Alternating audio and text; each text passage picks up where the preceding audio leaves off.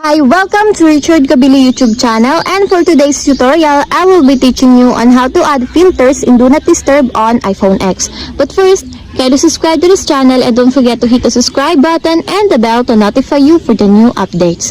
And let's start. Using your iPhone X from your home screen, first go to Settings.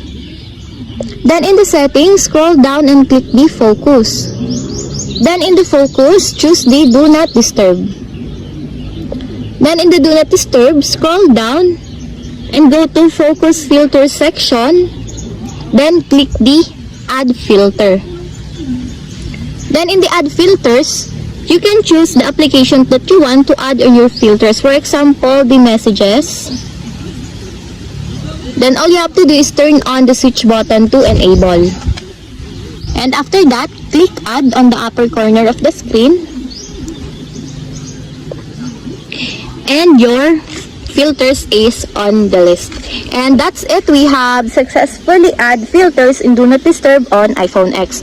If you have a question, kindly comment down below and don't forget to hit the subscribe button and the bell to notify you for the new updates. And thank you for watching!